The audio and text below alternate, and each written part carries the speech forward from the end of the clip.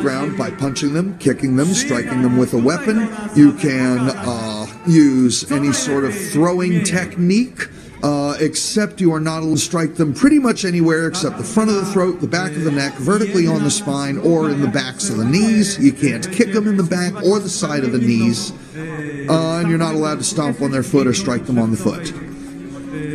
You can use swords, shields, maces, axes, pole arms. In the IMCF, we don't use flailing weapons, mace and chain type stuff. There's just no way to make them safe. And certain designs of war hammers are not allowed, and war picks, because there's just no way to make them safe, because they're either already blunt or it doesn't matter if they're blunt. You'll still kill somebody. They're armored head to toe. It's got to be steel. It can be stainless steel, but no aluminum or nothing like that. It's got to be from a medieval pattern, something you can find in a history book somewhere. And the weapons all have to be within a certain weight range, depending upon the class of weapon.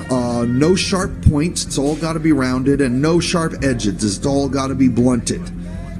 There is no rules of engagement. The rule of engagement is if you're in the field, you are engaged. So people will be hitting people from behind. Now we see the tactics into play. Both sides spread their line out. Oh, Denmark has been able to flank the outside, and he comes in from behind. You got to watch those flankers. You can't let them get behind you.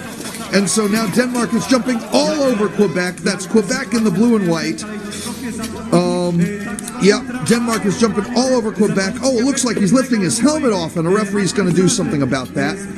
Here comes Denmark trying to push a Quebecois down. There he goes. They reset the fight.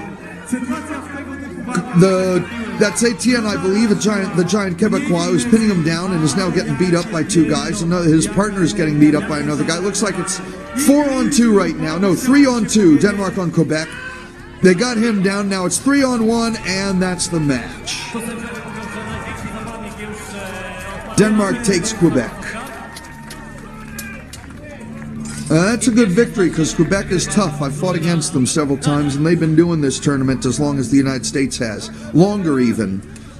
Oh, the rules about that fence there, you can lean up against it all you like. You're not allowed to wrap your arm around it, but you can wrap your elbow on it. Just you can't put your hand on it. You can't hook it, but you can lean on it.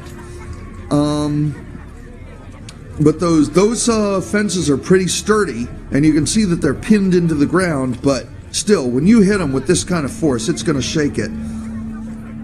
Look at that. And hitting someone from behind is really what you want to do. If you're going down, that Quebecois knew he was going down, and he took something big with it. That's the best thing you can do. That way, at least, it's an even trade. But Denmark still outnumbered Quebec.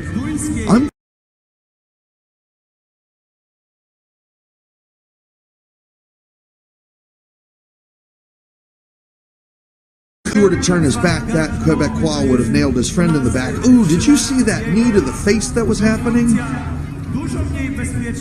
Yeah, so here we go, round two. Let's get a good field view. Let's see what's happening here. Dane is walking forward with a cocky sort of attitude.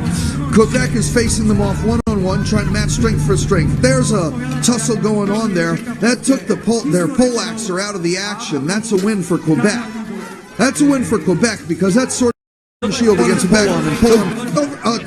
Denmark tripped over his own feet trying to get Quebec. And there's that poleaxer still in that clinch against the fence. Those guys have taken each other out of the action while Denmark has 2-on-1 against Quebec. And they're swinging him around, knocked him down over a dead body. The two have been a clinch since the beginning, hit the ground, and Denmark wins. 2 men up to nothing. And that's 2 rounds. Denmark wins the match. Woo! There is nothing rotten in the state of Denmark. They are good and they are on. Quebec's got to step up their game if they're going to fight. If they're going to win fights against teams like Denmark here.